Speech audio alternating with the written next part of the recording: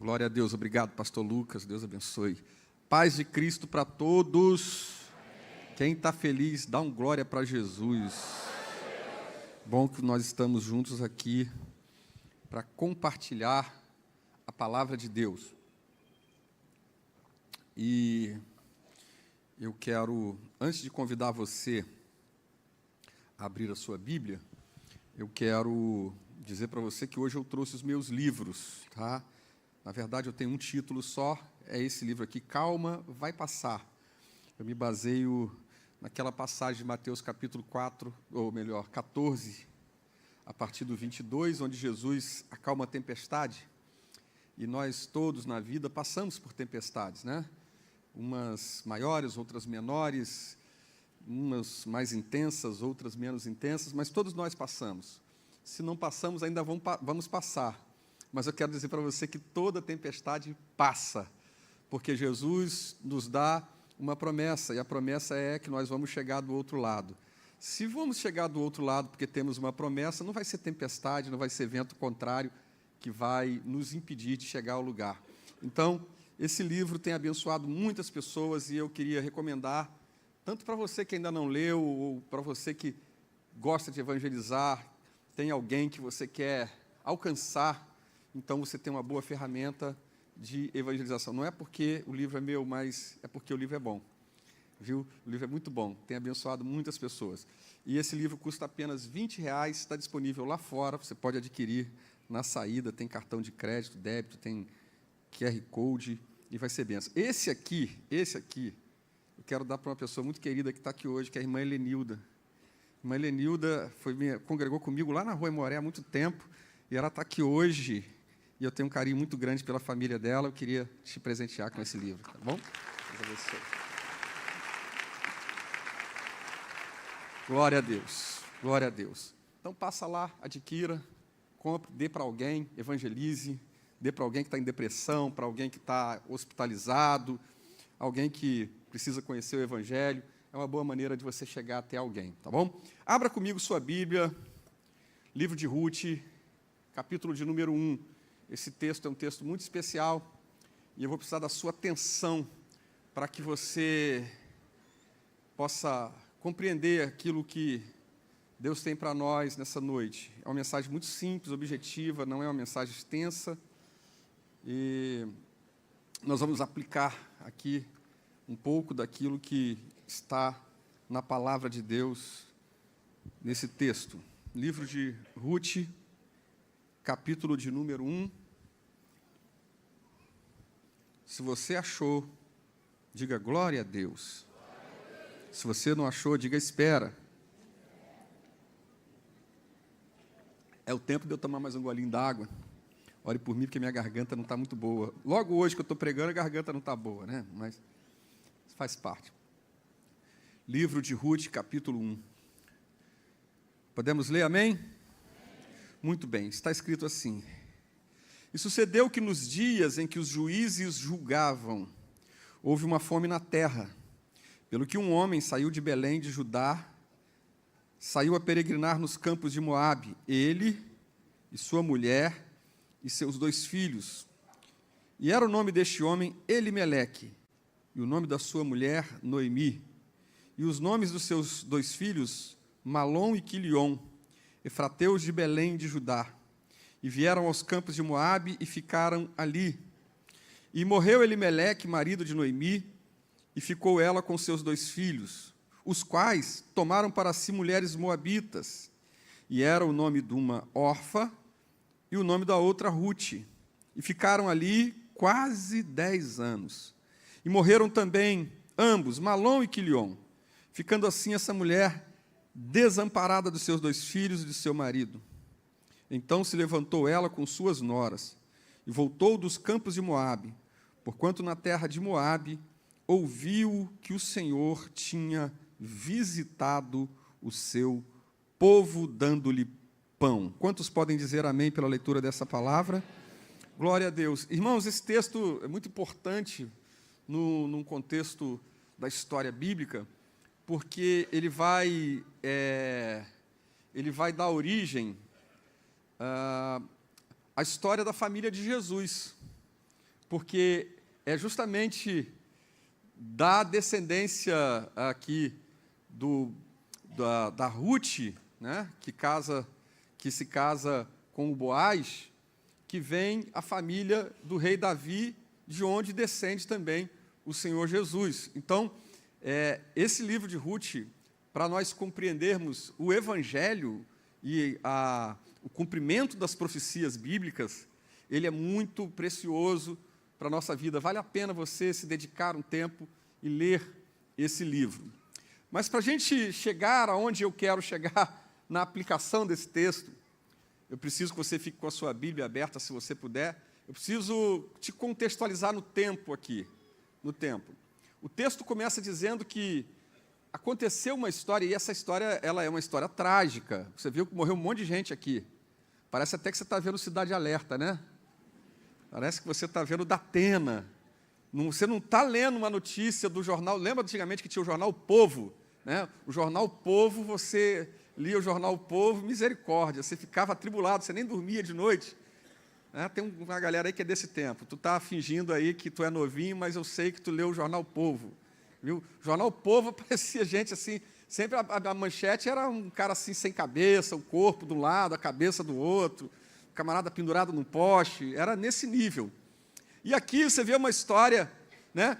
Parece uma notícia de um jornal sensacionalista, mas não é. Isso aqui é um fato que aconteceu numa família comum de israelitas. Eles uma família que morava em Belém, que morava em Judá, uma família comum, que tinha um líder, um chefe, essa casa, tinha uma esposa e tinha 2 filhos, uma família padrão, podemos dizer assim. E estava tudo bem, até que houve uma fome na terra. Então, tem uma família que está tudo bem, e acontece uma crise porque acontece uma fome. E quando é que acontece esse episódio? Nos tempos dos juízes. Nos tempos dos juízes. Quando você lê o livro de Juízes, se você ler o capítulo 1 e o capítulo 2, você vai ter uma ideia do que foi o período dos juízes. Aproximadamente 300 anos, onde era um governo, podemos dizer assim, teocrático. Eles haviam conquistado as terras da promessa de Canaã, e Josué havia morrido. Depois que Josué morre, então Deus começa a usar juízes, líderes que ele levanta de tempos em tempos. Mas só que acontece um fato muito interessante aqui. Qual? É a inconstância espiritual desse povo. No período dos juízes, que é mais ou menos esse período de 300 anos, depois da morte de Josué, né, eles eram extremamente inconstantes, porque eles começaram a fazer tudo que Deus falou que não era para eles fazerem. Eles começaram, por exemplo, a construir deuses, imagens, esculturas, cultuar os deuses da terra dos cananeus, começaram a imitar os costumes dessas nações, se afastavam de Deus, e eles viviam uma vida de ciclos. O que acontecia? Eles estavam na presença de Deus, prosperavam. E aí, quando estava tudo bem, muitas vezes nós somos assim também. Dava com dinheiro, estava prosperando, tinha tudo, a terra produzindo. Eles se afastavam de Deus, começavam a idolatrar as imagens, começavam a cultuar os deuses dos cananeus. Aí vinha o quê? O juízo de Deus. Como é que vinha o juízo? Como é que se manifestava o juízo de Deus? Através das próprias nações inimigas. Eles se levantavam, oprimiam o povo de Israel, e esse povo, então, tinha que, muitas vezes, viver debaixo de uma escravidão, de um jugo, de uma opressão. Há alguns períodos, por exemplo, em que os inimigos arrancavam aquilo que Israel plantava. Outras vezes eles tomavam, levavam. Outras vezes eles queimavam a plantação, oprimiam. E eles viviam com medo e situações difíceis, como, por exemplo, no período de Gideão, no capítulo 6 de Juízes, por exemplo, mostra muito bem como é essa história, uma opressão de 20 anos, de muitos anos, né? De 7 anos de opressão. No capítulo 5 de Juízes, no tempo de Débora, uma opressão de um rei chamado Jabim, 20 anos de opressão. Então, isso acontecia muito. E todas as vezes que eles estavam em aperto, o que eles faziam? Clamavam a Deus. Quando eles clamavam a Deus, Deus levantava um juiz, como foi Sansão, por exemplo, e Deus então livrava o seu povo de uma maneira sobrenatural, de uma maneira, livrou com 300 na época de Gideão, livrou com a força de Sansão no período de Sansão, livrou através de uma grande tempestade nos dias de Débora e Baraque, por exemplo. Então, Deus livrava o seu povo. Sabe o que eles faziam? Tudo errado de novo. Seguiam os deuses das nações, se afastavam de Deus. O que Deus fazia? Permitia que o inimigo viesse de novo. Outro inimigo se levantava. E essa brincadeira durou esses 300 anos. Numa dessas fases, provavelmente, o texto aqui diz que houve uma crise, uma fome. Provavelmente, e é assim que muitos autores acreditam, que essa crise que aconteceu em Belém nos dias de Ruth, na família de Ruth, foi justamente uma crise numa época dessas que o povo estava afastado de Deus. Isso aqui não está aqui por um acaso que isso aconteceu nos dias dos juízes, que houve uma fome. Tem um sentido isso aqui. Eles se afastavam de Deus e Deus permitia a opressão, permitia a provação, permitia a luta. Mas logo aqui nessa introdução eu quero dizer uma coisa para você. Não existe luta, problema ou crise que dure para sempre. Guarde isso. Toda luta, toda provação, toda adversidade, ela tem um dia para começar e também tem um dia para terminar. Então, eu não sei como você está aqui hoje, né? Talvez debaixo do chicote da enfermidade, da crise financeira, mas eu vim aqui declarar para você que essa tua crise, essa tua luta, essa tua provação, essa tua adversidade vai passar em nome de Jesus.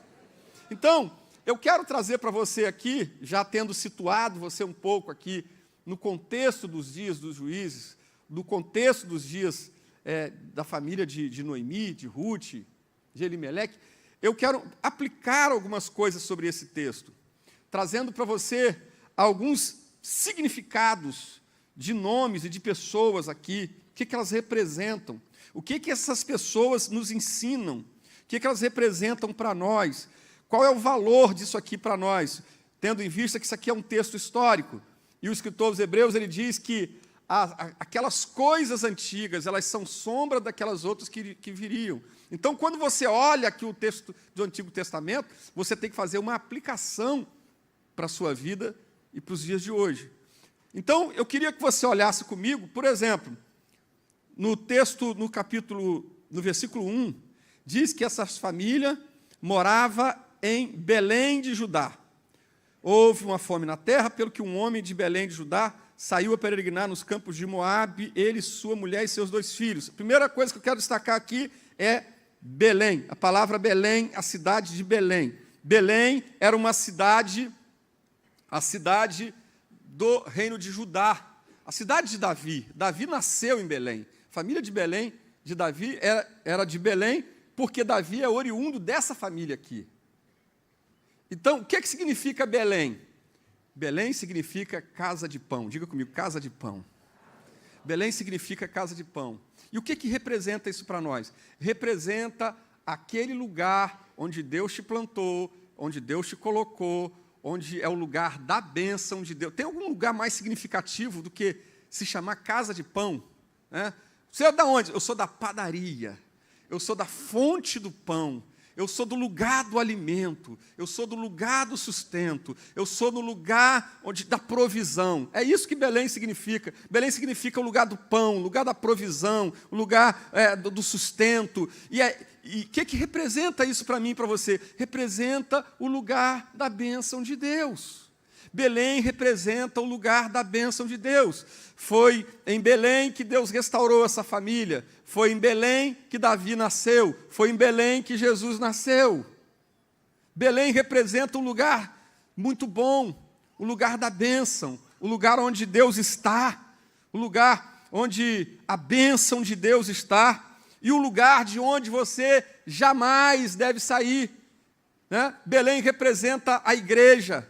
Belém representa a presença de Deus, Belém representa a vontade de Deus. E sabe qual foi o grande erro da família de Elimeleque? Foi ter saído do lugar onde Deus não mandou eles saírem, do lugar onde Deus não autorizou eles saírem, do lugar onde, apesar de todos os problemas, ainda assim era a casa de pão. Qual é o problema nosso? Nós, muitas vezes, principalmente nesse tempo que a gente vive hoje, nós vivemos de momentos, nós vivemos de circunstâncias, queremos resultados imediatos. Sabe qual eu costumo dizer isso?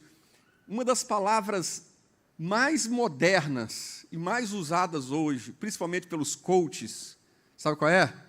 Processo. Não é uma das palavras que a gente mais ouve? E é tudo que as pessoas não querem, é o processo. Fala-se tanto de processo, mas as pessoas não querem processo. Elas não suportam o processo. Processo é o tempo do aprendizado, é o tempo da luta, da escassez, é o tempo onde você está vivendo uma adversidade e Deus está te treinando. O processo. Israel passou por um processo, 40 anos no deserto, aquilo foi um processo. Davi passou pelo processo. Né? Os grandes homens de Deus na Bíblia Sagrada, antes do triunfo, passaram pelo processo, e nós não queremos passar pelo processo. E eu quero dizer uma coisa para você, mesmo você sendo crente, mesmo você estando na igreja, mesmo você sendo leitor da Bíblia, mesmo você sendo um homem de oração, você vai ter que viver e conviver com os processos de Deus. Isso não vai te isentar, sabe? Ser um crente, viver na casa do pão, ser de Belém, não vai te isentar de passar provas, não vai te isentar de passar dificuldades. Jesus mesmo falou, no mundo tereis aflições ou aflição, mas tem de bom ânimo, eu venci o mundo. Jesus está dizendo para você, fique tranquilo, porque mesmo você sendo meu discípulo, mesmo você andando comigo, vai ter dia que vai dar ruim, nem sempre a notícia vai ser boa, nem sempre as portas vão estar abertas, vai ter dia que a porta vai estar fechada, vai ter dia que a enfermidade vai bater na tua porta, vai ter dia que vai ter desemprego, vai ter dia que vai faltar o dinheiro, mas o que não pode faltar é a presença de Deus na sua vida. O que você não pode fazer é sair do lugar da bênção de Deus. Porque não importa o lugar, não importa as circunstâncias, se Deus está com você, está tudo bem. Você vai passar, você vai suportar, você vai viver. Qual o pior lugar que você pode imaginar na Bíblia? Se eu fizesse uma enquete aqui, pensasse assim, vamos pensar aqui no pior lugar geográfico da Bíblia, de todas as passagens. Eu acho que a gente seria quase que unânime dizer que foi o deserto que Israel viveu. 40 anos num lugar, gente, que não tem um rio, não tem uma fonte, não tem, sabe, não tem uma padaria, não tem um açougue, não tem nenhuma confecção para fazer roupa, não tem um shopping, Mateus. Como é que você ia viver lá naquele deserto sem um shopping? Como é que você ia suportar? Como é que as irmãs iam viver aqui sem uma C&A, sem uma Zara, sem uma Riachuelo, né? Sem uma Casa Bahia? Já pensou, irmão? No deserto não tinha nada. Não tinha nada.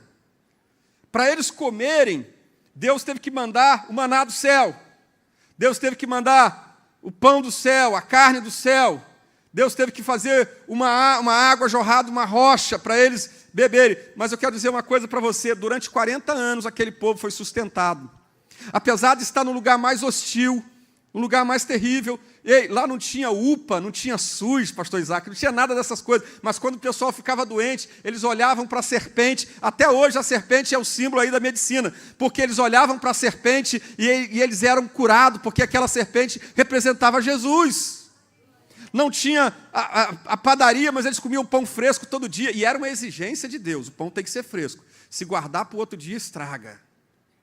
Você já viu que tem gente que vai no restaurante, pega a comida para levar para casa e guarda na geladeira e estraga? Te achei, hein? Deus queria mostrar para eles que o Senhor era a provisão deles. Então eles estavam no pior lugar, no lugar mais hostil, mas eles sobreviveram àquele lugar 40 anos. A sandália não gastou, a roupa não acabou, sabe, irmão? Eles não passaram sede, não ficaram desidratados, não passaram fome. Tinham proteína e carboidrato. Coisa que você... Proteína, carboidrato e água. Olha só, 40 anos. Não plantaram, não colheram, não bateram ponto, nem cartão. Não tinha nada de... Não tinha INSS, não tinha previdência, não tinha plano de saúde. Mas Deus estava lá sustentando ele. Sabe por quê? Porque eles estavam no lugar da presença de Deus. A presença de Deus pode estar no deserto. Se você estiver no deserto, mas se Deus estiver lá com você, está tudo tranquilo, vai dar tudo certo. Até o deserto passa, porque chega um dia que você chega a Canaã e a prova passa. Então eles estão em Belém. Belém representa o lugar da vontade de Deus, o lugar de onde você não pode sair. Diga para o teu vizinho, não saia de Belém.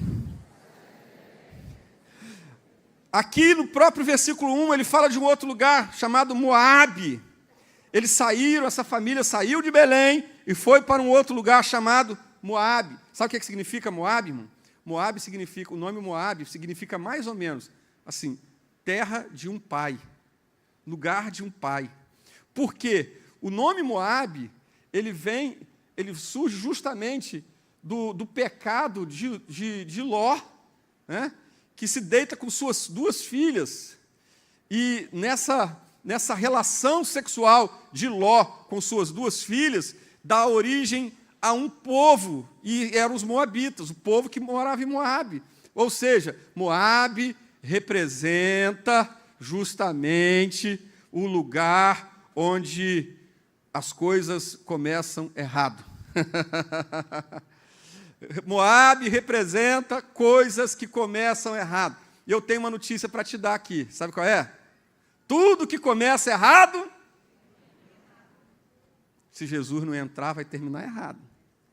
Se Jesus não entrar, começou errado.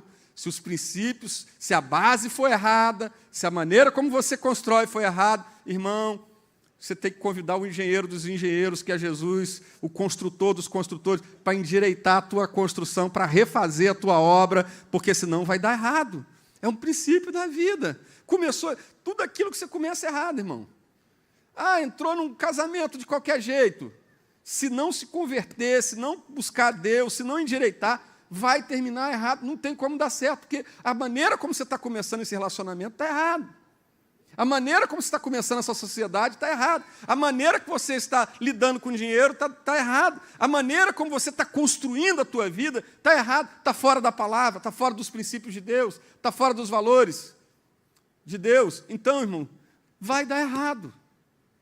Deus não abençoa coisas erradas. Deus trabalha na conformidade com a sua própria palavra. Ele não contraria os seus princípios. Se começou errado, vai dar errado. Então, Moabe é um lugar que representa tudo aquilo que começa errado. Tudo aquilo que começa sem a direção de Deus, sem a orientação de Deus, sem os valores de Deus. Número 3, aí tem um nome de um camarada aqui, que é uma sugestão bem legal que você pode botar no nome do seu filho. Elimeleque. Viu? Elimeleque. Aí tu, para quando quiser chamar o menino, estiver aborrecido, chama Eli! Vem cá! Se chamar Meleque vai ficar meio estranho, né? Meleque! Elimeleque. Elimeleque era o chefe dessa casa. Elimeleque representa, sabe o quê, irmão? A pessoa sem direção de Deus. A pessoa precipitada. A pessoa que faz o que dá na telha. Você conhece alguém assim? Não precisa falar o nome dele, não. Não precisa falar o nome dele. Mas tem gente que é assim. Eu sou assim mesmo. E meu temperamento é assim. Quando eu vejo, eu já falei. Eu tenho um defeito, eu não consigo guardar segredo. Né? Tem gente que é assim, né? E fala, e decide, e se aborrece, e toma decisões, e vai embora, e larga tudo, e deixa a igreja, e deixa a família, e deixa a empresa, e primeira tribulação que tem, ele muda de cidade, vai para outro lugar, vai para outro país, larga tudo. Tem gente que é assim, precipitada. Eu conheço alguns, irmãos. Eu já vi gente boa, talentosa, que se deu muito mal na vida, porque deixou o temperamento, deixou as suas emoções fervilharem e tomar decisão sem pensar, sem ponderar, sem orar, sem consultar a Deus. Toda vez que você tiver uma decisão importante para você tomar na sua vida, você deve orar, você deve falar com Deus, você deve estudar sobre aquilo que você quer fazer, você deve conhecer aquele negócio que você quer entrar, você deve buscar orientação. E aí, quando você estuda aqui sobre o Elimeleque, o que você vai perceber? Que o Elimeleque é um camarada que age por conta própria. O cara tem uma esposa, mas ele não conversa com a esposa, pergunta nada para ela. Ele tem filhos, mas não conversa com os filhos. Você não vê isso aqui. Lá tem lá os sacerdotes, mas ele não fala com o sacerdote também. Naquela época eles tinham profetas, mas você não vê o Elimeleque falar com o profeta. Naquela época você tinha juiz, irmão, no tempo que os juízes julgavam. Quem eram os juízes? Geralmente, o juiz era uma autoridade, era um homem que Deus levantava, era alguém que tinha sabedoria, era alguém que tinha liderança, era alguém que tinha um conselho. Geralmente eles ficavam na porta da cidade para orientar as pessoas nos negócios, julgar as causas. Você não vê o Elimeleque falar com ninguém. Ele simplesmente sai. Houve um tempo em que houve uma crise na terra, pelo que um homem saiu a peregrinar. Veja bem a conotação que dá esse texto.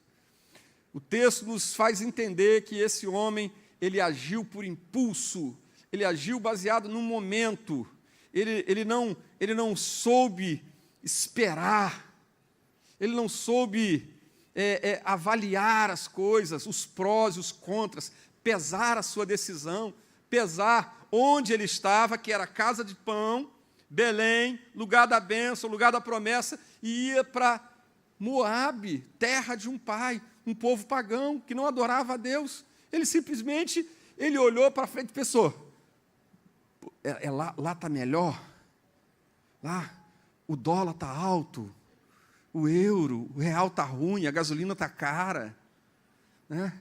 Tem uns caras meio estranhos aí governando aí esse país, e tal, eu vou meter o pé daqui, eu vou me embora, e tal, vou vender tudo. E aí, irmão, quantas pessoas eu já vi fazerem isso? E aí vende tudo que tem, vende a casinha que lutou com dificuldade para conquistar, vende o carro, tira os filhos da escola, e família fica longe, não tem ninguém para dar um apoio, para ajudar, e vão para um lugar distante, aventurar. Ei, eu vim dizer para você uma coisa para você. Deus não te chamou para ser um aventureiro. Deus te chamou para viver uma vida com propósito. Se Deus tem um propósito para você num determinado lugar, se Deus tem uma direção para a tua vida, não fique um dia a mais no lugar onde Deus não quer. Mas se Deus não te dirigiu em nada, fique quieto e aguarde o trabalhar de Deus. Você lembra da desgraça que foi com o próprio Ló? Ele viu as campinas de Moabe. Ele viu que o lugar era bom para gado. Ele viu que o lugar era promissor pelo ponto de vista econômico, material. Não avaliou as consequências. Não pensou em que tipo de povo tinha naquele lugar, que tipo de cultura ia impregnar sua família, sua esposa, seus filhos. Ele simplesmente saiu. E Deus não estava naquela decisão. Deus não estava naquela direção, porque muitas vezes, sabe, a maioria das vezes, Deus não está na aparência das coisas. Deus não está. Deus não está naquilo que é aparente. Porque muitas vezes Deus te leva para um deserto para falar com você no deserto. Eu preguei aqui de manhã dizendo que Deus levou aquele povo, Jesus estava no deserto com uma multidão, e o que tinha lá era 5 pães e 2 peixes, o lanche do menino, pão de pobre, pão de cevada, e era o peixinho, aquele peixinho pequeno, mas foi com isso que Deus fez, porque os discípulos disseram, o que é isso para tanto? Porque Deus não está preocupado com a tua matemática, com a tua lógica, ou com a aparência das coisas. Deus trabalha no propósito, não na aparência. Então, só se mova na direção de Deus. Faça como Davi. Todas as vezes que Davi tinha que guerrear, ele consultava o Senhor, se era aquela a vontade de Deus, se ele deveria sair contra os inimigos ou não. Então, Moabe, Elimeleque, melhor dizendo, Elimeleque, ele representa essa pessoa precipitada, sem direção, que não ora, que não busca a Deus, que não pede conselho para ninguém, que acha que sabe tudo. Você conhece alguém que acha que sabe tudo? Pelo amor de Deus, não fale o nome dele, porque ele pode estar pertinho de você aí, não olha para ele agora. Tem gente que tudo você vai dar um conselho para ele, ele diz, eu já sei. Não, eu já ia fazer isso, eu já tinha pensado nisso. Sabe, o Elimeleque é esse cara, tem um espírito independente. Gente que tem espírito independente. Só que o Elimeleque pagou com a sua própria vida. Porque muitas vezes você entra num caminho que dá tempo de você voltar. Mas nem sempre dá. O Elimeleque não teve volta. Tem caminhos que você entra que às vezes não tem volta. Isso é muito perigoso. Elimeleque. Diga assim, eu não sou Elimeleque. Mas eles tinham 2 filhos, o nome deles eram Malom e Quilion. Mais sugestão aí, se a tua família está crescendo. Malonzinho e Quilionzinho. O Malom e o Quilion, diz o texto aqui, na sequência, que o Elimeleque foi para lá, para Moabe, ficou quase 10 anos, e ele morreu. Elimeleque morreu. Mas os filhos dele cresceram, se tornaram adultos, responsáveis, e o que eles fizeram? Havia na lei de Moisés uma determinação, um conselho de Deus, que eles não deveriam se casar com mulheres estrangeiras. Está lá em Deuteronômio. E aí Deus dava essa instrução, só que eles ficaram tanto tempo na terra de Moabe, que adquiriram os costumes de Moabe. Está vendo aí o perigo de você andar com moabita? O perigo de você andar com moabita é você começar a falar igual moabita, a viver como moabita e praticamente se tornar um moabita. Então, muito cuidado. Esses camaradas, o Elimeleque, ou melhor, o Malom e o Quilion, representam as alianças erradas, os pactos errados, os contratos errados, as pessoas, os acertos que você faz, as alianças que você faz com pessoas que você não deveria fazer. Você tem que ter cuidado com quem você está andando. Quem é essa moça que você está namorando? Quem é esse rapaz que você está querendo casar? Ele é temente a Deus? Ela teme a Deus? Ele serve a Deus? Ela serve a Deus? Quais são os valores dele? Quais são os valores dela? E essa pessoa com quem você está querendo se associar, né, nessa empresa, nesse negócio, ele tem os mesmos valores que você tem os mesmos princípios, ou você está entrando num julgo desigual? E tem gente que pensa que julgo desigual é só quando se fala de casamento. Viu? Tem muitas coisas que a gente faz, muitas alianças que a gente faz, e às vezes, desculpa, eu vou falar até baixinho aqui, até com crente, viu? Tem certas alianças que até com o irmão, que a gente faz, com o irmão da igreja, que a gente está entrando numa roubada, porque ele não tem um alinhamento de pensamento com você, naquela questão, e você vê uma oportunidade, e faz coisas por oportunidade, por necessidade e por circunstância, e aí você cai num laço do passarinheiro. Vou contar uma historinha para vocês. Eu era pastor de uma igreja, uma filial, um tempo atrás, e tinha uma moça muito bonita, muito talentosa. E ela começou a namorar um camarada ímpio, menino ímpio. E a mãe e o pai procuraram, falaram, pastor, a minha filha, eu já falei, já dei conselho, mas ela não quer esse camarada de qualquer jeito. Eu falei assim, manda ela vir falar comigo, que eu vou conversar com ela. Eu aconselhei aquela moça, de acordo com a palavra de Deus, orientei, falei, minha filha, esse rapaz não é para você, você é uma menina crente, você é uma serva do Senhor, esse menino não quer nada com Jesus, ele tem outra religião, outros valores. Irmão, mas ela não ouviu os pais, não ouviu o pastor, não ouviu ninguém, e ela casou com aquele menino. E aí, você sabe o que aconteceu? O demônio pegava... E aí, o menino era lutador de jiu-jitsu. O demônio pegava o menino dentro de casa. E o capiroto vinha lá, irmão, e a garota tinha que fazer na mão com o menino endemoniado. Um menino forte, sarado. Sabe aquele jiu-jiteiro, aquele menino sarado? Ela tinha que brigar com aquele menino endemoniado. Por quê? Porque fez uma aliança errada que ela sabia que ela não podia fazer. Deus te trouxe aqui hoje para ouvir essa palavra, para te dar um alerta, para te dar uma resposta. Você que está querendo entrar em algum tipo de negócio, cuidado para você não entrar numa aliança errada, porque isso pode te custar caro, isso pode trazer prejuízo para a sua vida, isso pode prejudicar outras pessoas, porque quando prejudica só você, menos mal, mas às vezes prejudica você, prejudica sua esposa, prejudica seus filhos, prejudica seus netos, prejudica sua avó, sua mãe, seu pai, quem está perto, quem está longe. Então, Não seja um Malom, não seja um Quilion. Não se meta em alianças que Deus não te autorizou. A gente vê na Bíblia, irmãos, pessoas que tiveram problemas sérios por causa de aliança errada. Exemplo, Josafá. Josafá era um cara de Deus. Deus deu grandes vitórias para ele, mas chegou um tempo na vida dele que ele fez uma aliança com o rei perverso de Israel, o Jorão, e pagou um preço por causa disso, teve que enfrentar guerras, problemas sérios, por causa de uma aliança que Deus não autorizou. Quer ver um outro, um camarada, um rei, irmão, que era bom, um tal de Asa.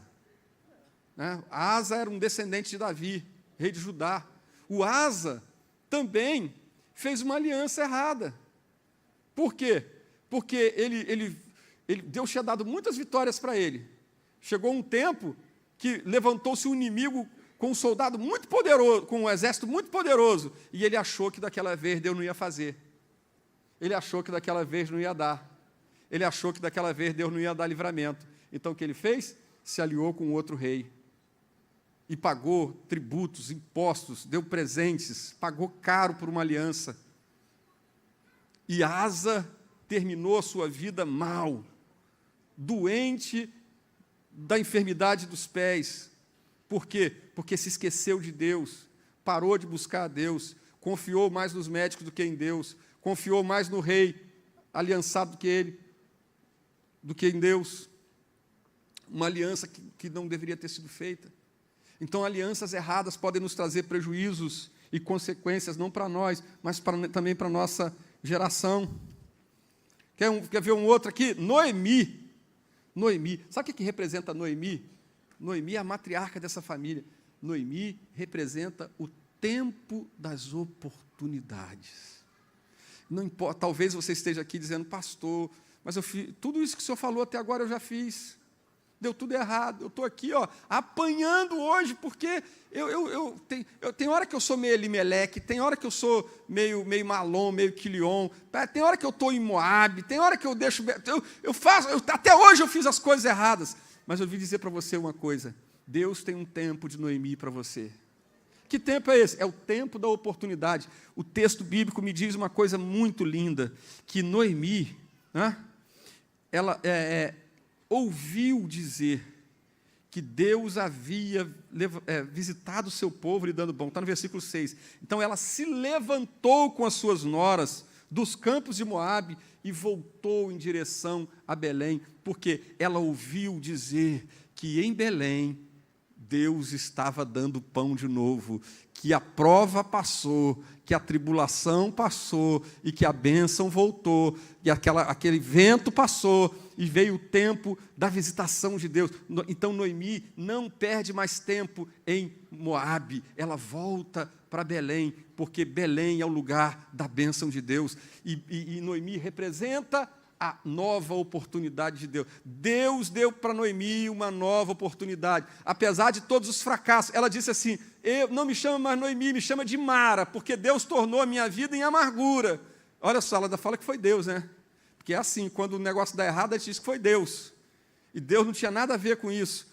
Minha vida se tornou em amargura, eu sou agora Mara, amarga, mas mesmo diante da amargura, mesmo diante da viuvez, mesmo diante do luto, mesmo diante da perda do seu marido, dos seus 2 filhos, de todas as derrotas que ela teve esperança de voltar para Belém e de ter uma vida melhor no lugar da bênção de Deus. Oh, querido, Deus te trouxe aqui nessa noite para dizer para você que Ele está levantando para você um tempo de Noemi, um tempo de restauração, um tempo de restituição, um tempo de novas oportunidades, um tempo de cura, um tempo de prosperidade, um tempo de porta aberta, um tempo de milagre, um tempo de notícias boas, um tempo de novidade, um tempo de visitação de Deus, um tempo de restauração, um tempo do melhor de Deus. Eu declaro sobre a tua vida, vem um tempo novo de Deus para você. Quantos creem e recebem essa palavra? Levante a sua mão aí, adore a Deus, abra a sua boca,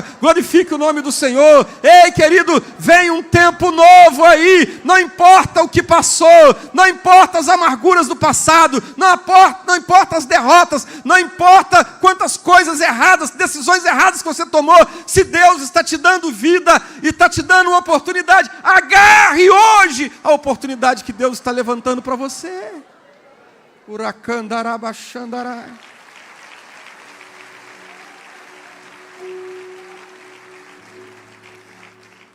Noemi ouviu uma notícia boa. Ah, pastor, será que no meio de tantas notícias ruins tem uma notícia boa para mim? A notícia boa é: Deus está visitando o seu povo. Deus está dando pão para o seu povo. Deus está dando esperança para o seu povo. Oh, glória a Deus. Quando a gente abre, né, irmãos, as redes sociais, só notícia ruim. Se você vê um jornal aí qualquer, só notícia ruim.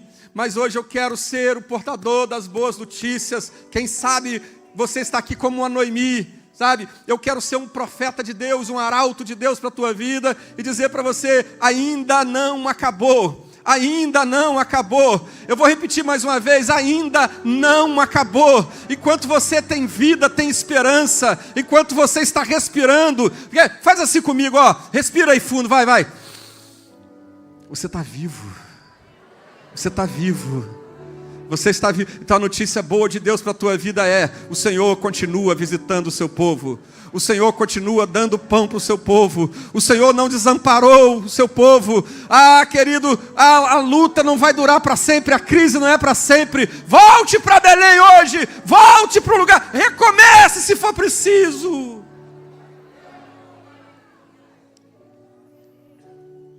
Noemi é o tempo das oportunidades. Noemi é aquela pessoa que decide voltar.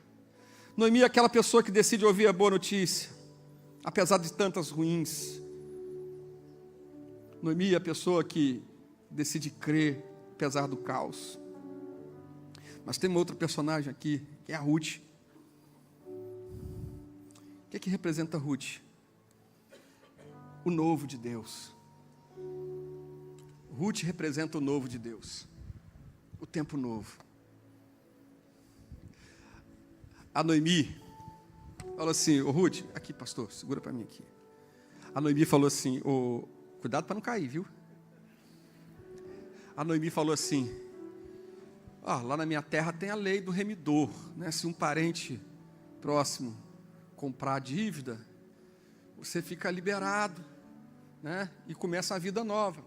Alguém financia, alguém, né? Assume aquela dívida, aquele imbróglio, né? Paga aquele preço. Então, só que eu estou velha. Eu não tenho mais idade para casar.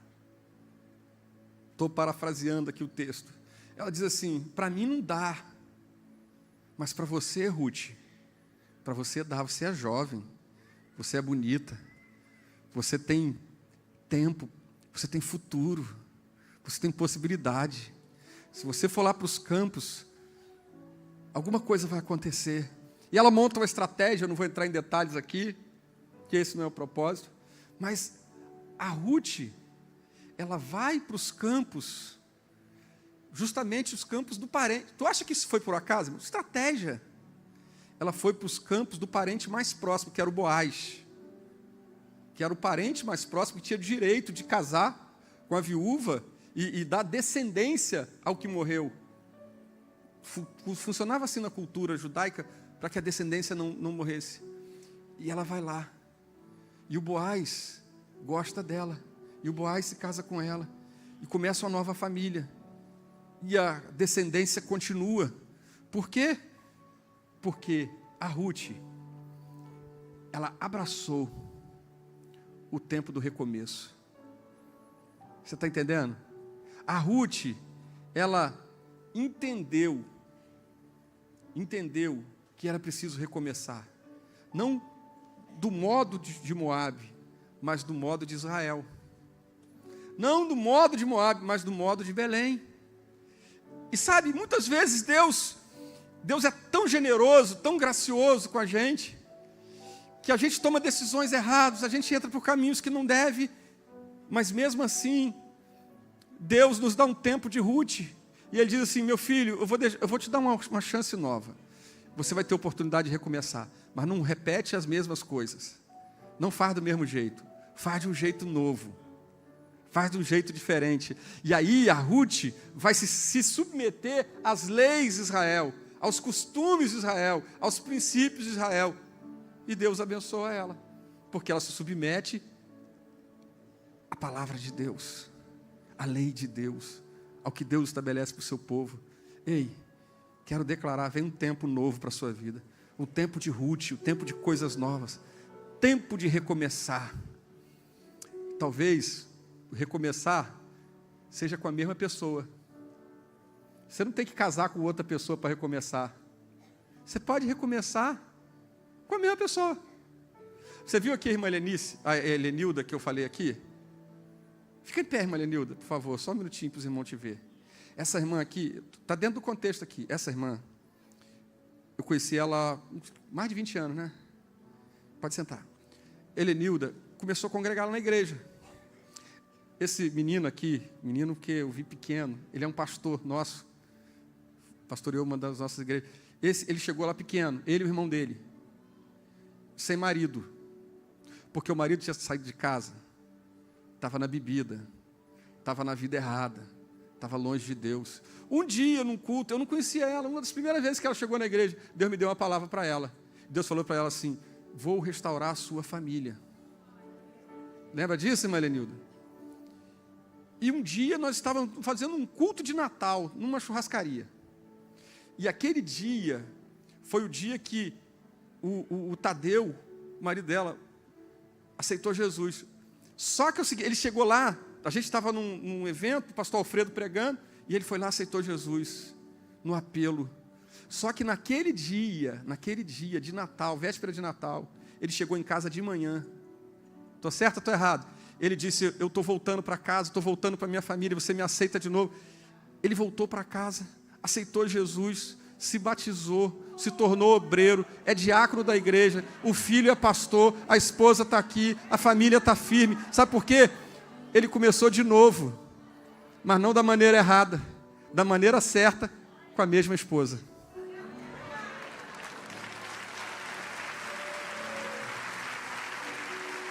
Quem disse que você precisa trocar de esposa para começar de novo? Trocar de marido, trocar de igreja. Talvez o que você precisa é mudar o jeito de fazer. É fazer da forma de Deus. Fazer da maneira correta. Fazer da maneira certa. Estou terminando.